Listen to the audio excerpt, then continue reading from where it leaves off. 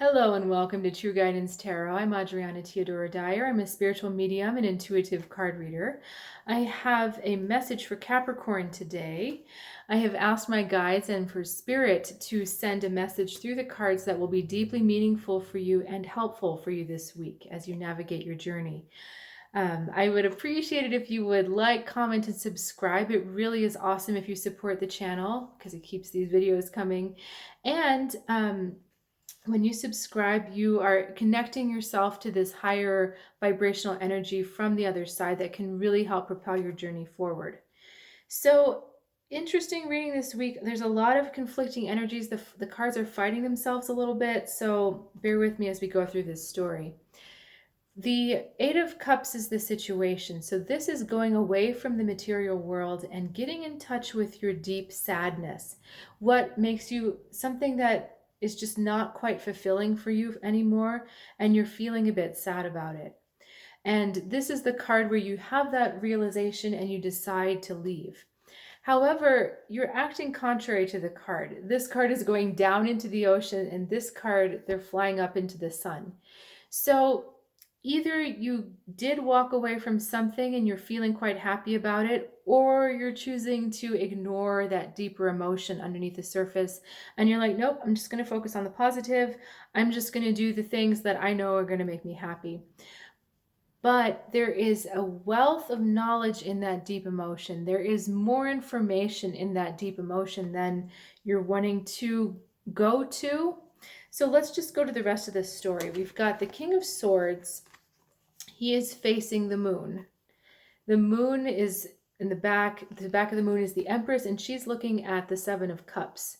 So we've got, again, these energies aren't really flowing together. And what I'm feeling is that at the end of the day, this lack of emotional connectivity or the unwillingness to really go deeply into what was making you upset is going to affect your ability to manifest your desires. So the Empress is that receiving of all that you want.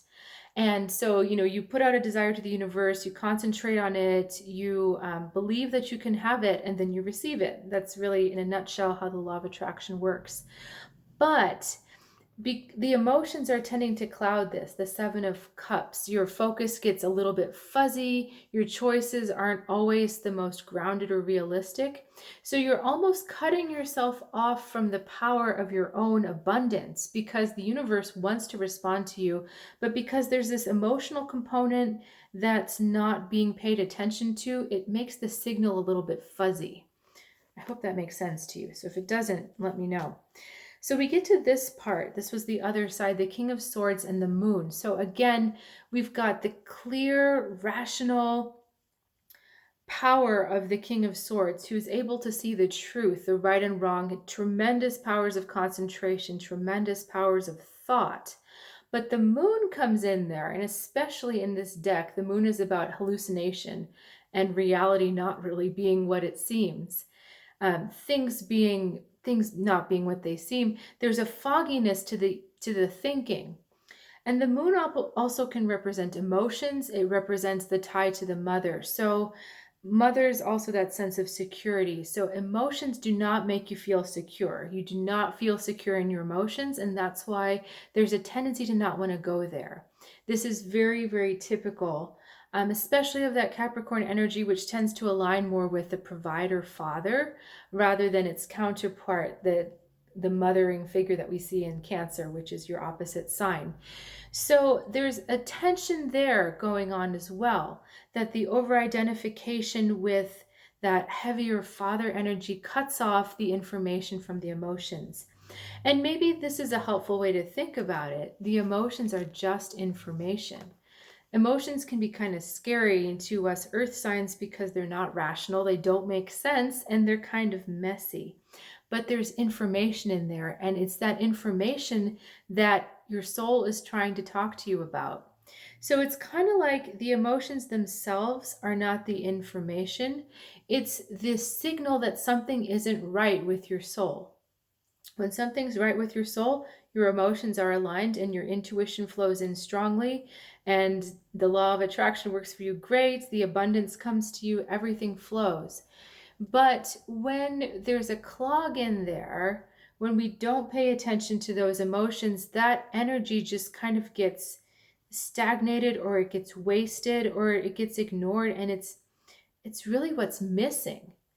So in order to get flow, we have to be connected to the emotions as well. And again, it affects the way that the universe can flow to you and help you manifest what it is that you want to manifest. So this is really asking you to address that emotional discomfort that you felt, to really ask yourself, what is making me feel this way? What's missing? What's no longer fulfilling? And I'm not asking you to get dramatic and lost in your emotions and histrionic. You're just asking them like they are some kind of messenger. So you're just saying to them, tell me more, what's really going on? Now, I also want to mention, because we have two cards that represent the mother, both the Empress and the Moon, that there is a little bit of that going on, the mother issue, the reluctance to accept nurturing let me see how they want me to say this.